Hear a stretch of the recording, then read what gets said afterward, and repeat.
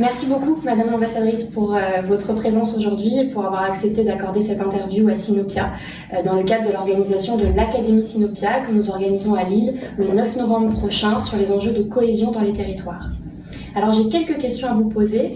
La première, c'est selon vous, quelle est votre définition de la cohésion des territoires, du ou des territoires, et quelle est sa finalité? Alors la cohésion des territoires, pour exister, il faut qu'elle s'appuie quand même sur un équilibre des territoires et sur un écosystème de l'ensemble des territoires entre eux. Aujourd'hui, par exemple, en France, il y a 15 agglomérations ou métropoles de plus de 500 000 habitants qui font 40% de la population française et 85% des emplois de cadre supérieur. On retrouve la même situation en gros dans tous les pays de l'OCDE. Et ça, c'est un souci parce qu'on a besoin d'être sûr que le rural et l'urbain, enfin le rural, le périurbain et l'urbain, s'équilibrent, se complètent, sont en interaction. C'est un sujet à la fois de dynamisme économique pour que ça entraîne tout le monde. C'est un sujet évidemment de cohésion sociale et d'accès égal de tous aux mêmes opportunités. Donc c'est un sujet très important. Moi, ça m'a beaucoup frappé quand j'étais ministre du Travail. J'ai fait ce que j'appelais mon tour de France permanent. Et en 3 ans, j'ai passé 150 jours sur le terrain. Donc j'ai été dans 60 départements, pas tous, en métropole comme en outre-mer. Et j'ai vu ces différences territoriales avec parfois des dynamiques opposées, des dynamiques de territoire où l'activité économique va à l'activité économique, l'emploi entraîne l'emploi, et notamment sur la façade ouest de la France, où on était déjà, il y a 2 ans, et encore plus maintenant, à des taux de chômage en dessous de 7% dans beaucoup de départements. Quand d'autres, comme les Hauts-de-France ou bien les Pyrénées-Orientales, souffrent d'un chômage structurel qui est assez profond. Donc ces différences territoriales, j'y suis très sensible, mais je suis persuadée que c'est un sujet essentiel, parce que quand on dit l'accès à tous aux mêmes chances, aux mêmes opportunités, c'est d'abord souvent un sujet territorial. Comment définiriez-vous un territoire qui marche bien? Quels sont les facteurs clés de réussite d'un territoire? Je crois qu'il y en a 2 principalement. Le premier facteur de réussite, c'est évidemment le dynamisme, l'innovation, le dynamisme économique, mais je dirais de façon plus large, la capacité à créer, à inventer, à ouvrir des voies nouvelles. Alors on le voit sur le plan du dynamisme économique, les créations d'entreprises par exemple, on le voit sur les investissements technologiques qui sont très importants pour le futur, mais on le voit aussi dans les investissements, par exemple dans le vivant, dans l'environnement, qui vont faire que le bien-être et l'harmonie entre la nature et l'humain, qu'il faut reconquérir comme harmonie, vont permettre des développements futurs. L'autre grand facteur, c'est évidemment le sujet de la cohésion sociale et des inégalités. Pour moi, un territoire n'est pas durablement dynamique s'il laisse de côté les femmes à qui ne donnent pas accès aux crèches et qui ne permettent pas de travailler, s'il ne permet pas d'accueillir les handicapés, c'est 8% de la population. Donc se priver de 8% des talents, des richesses, de l'engagement, ça n'est pas possible. Un territoire ne sera pas dynamique durablement s'il ne respecte pas l'environnement, parce qu'il va épuiser ses ressources. S'il ne tient pas en compte le sujet des chances sociales, et donc s'il n'aide pas les jeunes et les moins jeunes de tout le territoire, quelles que soient leurs conditions sociales, à bénéficier du progrès collectif. En gros, je crois qu'on ne peut pas opposer dynamisme et solidarité. Un dynamisme sans solidarité, au bout d'un moment, s'essouffle. Et une solidarité sans dynamisme, malheureusement, n'a pas les moyens de son développement. Donc je crois qu'il faut vraiment avoir cette préoccupation du dynamisme économique et innovation, et de la solidarité et de la chance de tous d'accéder aux ressources du territoire pour pouvoir parler de territoire dynamique. Et puis évidemment, le troisième aspect, en plus des 2 principaux, c'est l'ouverture. Un territoire fermé sur lui-même n'a aucune chance de prospérer. Quels sont les obstacles à la cohésion des territoires que vous pouvez identifier? Je vois 5 obstacles principaux qui sont tous des objets de travail et des objets d'action collective. Le premier, c'est évidemment la fracture numérique. On a encore aujourd'hui, malgré d'énormes efforts qui ont été faits, 40% du territoire en France qui n'est pas en très haut débit. Le plan du gouvernement est en train de se déployer et le but, c'est qu'en 2025, l'ensemble du territoire soit couvert par la fibre. Ça changera beaucoup de choses, parce qu'il y a des tas d'endroits aujourd'hui dans le territoire où c'est très difficile d'accéder à Internet de haut niveau. On l'a vu d'ailleurs au moment du télétravail. puisque autant ça a rendu attractif certaines villes moyennes, certains territoires où il y a du très haut débit et on peut travailler en télétravail sans être forcément dans une grande agglomération, autant les territoires quand sont privés sont encore plus, je dirais, pénalisés d'une certaine façon. Alors c'est une question territoriale, c'est une question sociale aussi, puisqu'il y a aujourd'hui 17% de la population française qui est ce qu'on appelle dans l'électronisme, c'est-à-dire qui ne sait pas naviguer sur Internet. Alors ça ne veut pas dire qu'il n'a pas accès à certaines choses. Par exemple, il y a des jeunes parmi ceux-là qui vont être capables d'aller sur TikTok, mais pas de faire une recherche sur Internet. Donc pour certains, tout ce qui est numérique est un obstacle. Et pour certains, c'est une toute petite partie numérique, mais pas celle qui permet d'apprendre, de communiquer vraiment de façon construite et donc d'avoir un véritable outil professionnel et personnel. Il y a évidemment une question d'âge aussi, mais aussi de revenus modestes. On l'a vu au moment du confinement, pour les étudiants et pour les jeunes, pour les élèves qui n'avaient pas d'ordinateur permanent chez eux ou pas à disposition personnelle, ça a été beaucoup plus difficile. Donc on voit bien que l'inégalité devant le numérique, qui est quand même le grand vecteur de développement économique, est un sujet très important dans la fracture des territoires, dans la cohésion des territoires. Alors le deuxième aspect, c'est l'accès aux soins. Aujourd'hui, l'accès aux soins n'est pas égal, alors en zone rurale, mais aussi en périurbain, dans certaines villes, y compris de la région parisienne. Dans les quartiers prioritaires de la ville, par exemple, il y a 3 fois moins de spécialistes que dans les centres-villes. Donc là aussi, le gouvernement a un plan d'action pour développer la télémédecine, pour encourager l'installation de médecins dans des zones rurales. Mais il faut bien dire que l'accès aux soins, le soin c'est un des premiers besoins vitaux et on le voit bien avec le Covid. L'accès aux soins est très important et le programme que met en place ce gouvernement a pour but que cet accès soit réel pour tous. Le troisième aspect, c'est les services publics, bien sûr. Beaucoup de services publics sont numérisés, on vient au premier point, donc c'est formidable quand on y a accès, ça marche très bien, mais si on n'y a pas accès, c'est une barrière. Et puis, on a, depuis 30 ans, quand même diminué l'implantation des services publics, et on considère que c'est à l'excès aujourd'hui, parce que le service public, c'est ce qui permet d'accéder aux biens communs avec un visage, avec quelqu'un qui peut vous renseigner, vous expliquer et vous rendre service. Et donc c'est pour ça qu'il y a le plan d'action pour mettre en place 2000 maisons France Service dans des cantons principalement ruraux où il n'y a pas cet accès. C'est en cours de développement et c'est très important parce que pour beaucoup de gens aujourd'hui les services sont trop loin et le but là c'est qu'il y a à moins de 30 minutes pour tout le monde au moins un accès au service public. Le quatrième point qui est très important pour la cohésion du territoire, c'est la situation des femmes. Ça paraît pas a priori un sujet territorial, mais c'est aussi un sujet territorial. Par exemple, dans les zones où il y a très peu de crèches, les femmes ne peuvent pas accéder à l'emploi. C'est plus souvent les femmes qui ont la charge des enfants. Quand ce sera réglé, ça sera égalitaire, enfin, comme c'est pas tout à fait réglé. Et donc c'est pour ça qu'en ce moment, on essaie de développer des crèches dites d'insertion, y compris pour des femmes qui sont à temps partiel ou qui sont demandeuses d'emploi et qui en général n'ont pas accès à ces services puisque c'est fait pour les salariés en CDI à temps plein. Et donc c'est le cercle vicieux pour des femmes qui n'arrivent pas à accéder à l'emploi. Donc le sujet de l'égalité d'accès, la cohésion des territoires, donnant les mêmes droits aux femmes est aussi un sujet très important. Le cinquième facteur de cohésion, c'est évidemment les transports.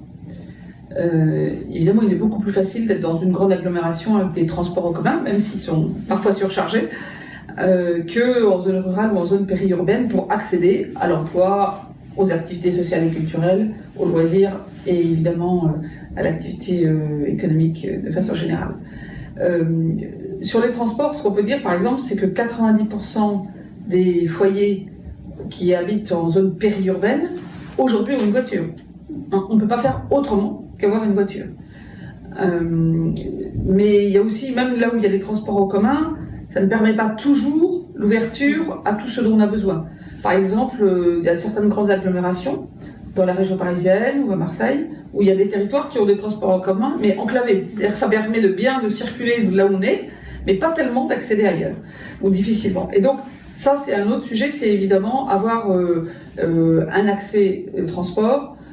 C'est probablement un des premiers leviers de liberté qui permet effectivement de bénéficier pas simplement de son territoire, mais d'accéder aux autres territoires. Et je l'ai dit tout à l'heure, un territoire qui marche et des habitants qui ont un bien-être dans un territoire, c'est aussi parce qu'il est ouvert et relié aux autres. Alors, quelles sont les actions que vous menez en faveur de la cohésion des territoires au sein de l'OCDE ? Alors, l'OCDE, évidemment, s'adresse en priorité au gouvernement. Mais l'OCDE fait 3 types de choses. L'OCDE établit des données, des études, qui sont des références mondiales dans tous les domaines, négocie des normes et des standards, et fait du benchmarking et met en place les meilleures pratiques. Et dans ce cadre-là, il y a une action sur les régions et sur les grandes métropoles. Sur les régions, il y a tout un rapport de l'OCDE très documenté qui permet de voir, en étudiant d'ailleurs le cas français comme un des cas principaux, comment on peut irriguer une dynamique de territoire, comment les territoires peuvent se développer harmonieusement.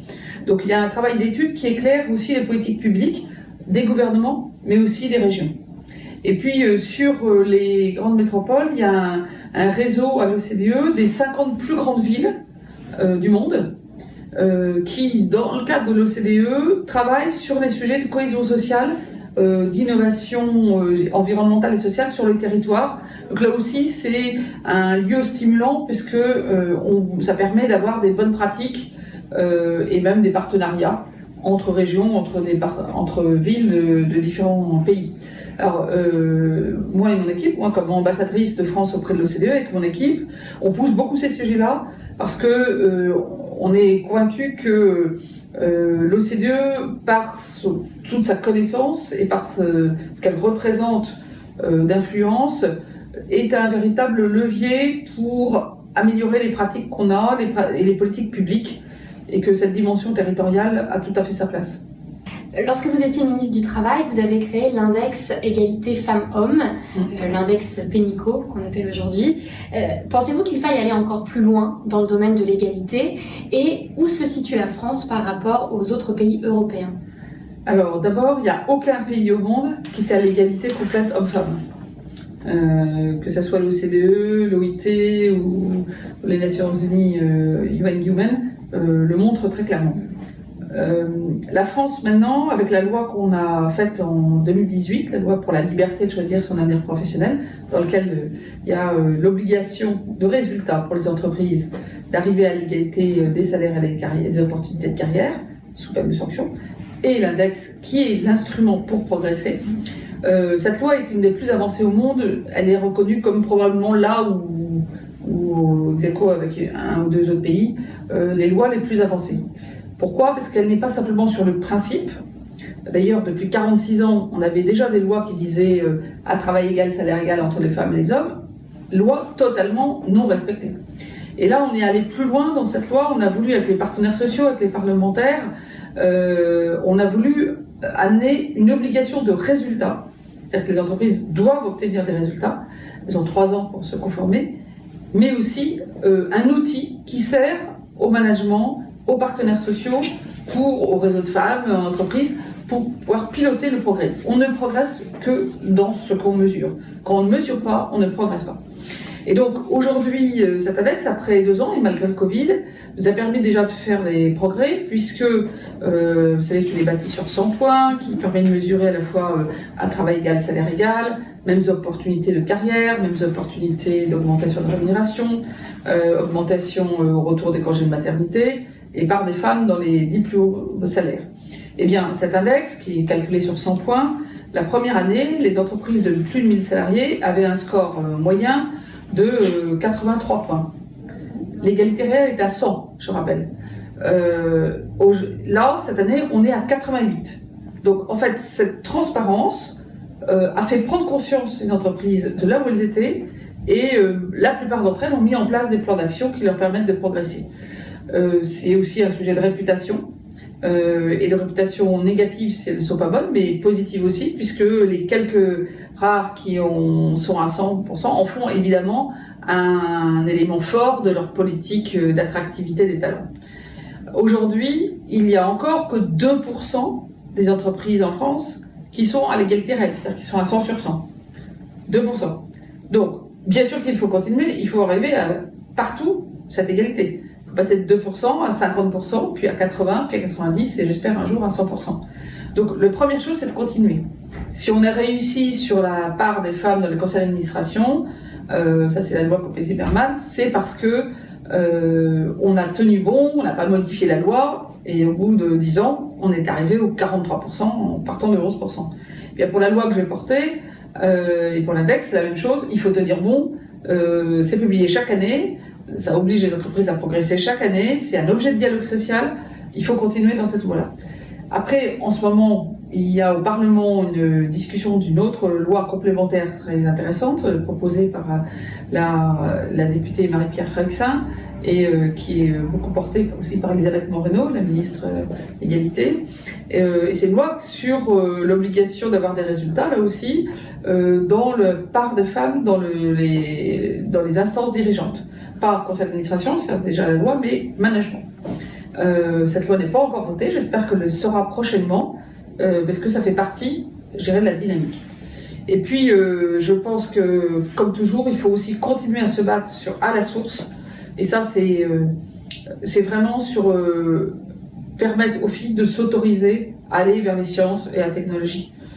Aujourd'hui, on a 32% de femmes dans les écoles d'ingénieurs. On a beaucoup de filles qui font des filières scientifiques jusqu'au bac, mais après qui ne vont pas vers ces métiers-là. Dans la tech, les start-upers sont des start-upers et que 5% sont des start-upeuses. Donc la création de richesse de demain, la création de valeur de demain, il y a quand même pas beaucoup de femmes qui y vont. Et ça, je pense que ça commence, en fait, dès la maternelle et le primaire, c'est encourager et permettre aux enfants, qu'ils soient garçons ou filles, de jouer à tous les jeux. Et puis tout ce qu'on fait déjà dans le primaire, au collège, sur la découverte des sciences, que ce soit le vivant, la mécanique, l'aéronautique, on peut le faire de façon très ludique pour découvrir. En fait, c'est pas interdit, puisqu'il y a un biais social, il y a une sorte d'interdit social qui est intériorisé d'aller vers ces voies-là, qui sont encore perçus comme des métiers pour les hommes, ce qui évidemment n'a aucun sens. C'est des métiers pour tous, mais je crois qu'il faut encore beaucoup travailler à ça, parce que c'est ce qui permettra demain d'avoir aussi des hommes et des femmes qui osent aller vers la technologie, et des hommes qui s'autorisent aussi à s'occuper d'enfants et des personnes âgées, parce qu'il y en a aussi beaucoup qui aimeraient pouvoir aller vers ces métiers et qui, eux aussi, subissent finalement un certain regard social qui ne les encourage pas. Donc je crois qu'il faut que vraiment on libère tous nos enfants de la capacité à aller vers les métiers de leur choix, et c'est ça qui va nous permettre aussi demain d'avoir une égalité homme-femme beaucoup plus grande. Donc ça, c'est vraiment un sujet de société. Mais en attendant, il faut continuer sur l'index, et je vous dis à toutes les entreprises qui nous écoutent et aux partenaires sociaux qui nous écoutent, ne lâchez rien. Merci beaucoup Muriel Pénicaud pour ces réponses à toutes nos questions. Merci, et puis très, très bonne discussion. Merci.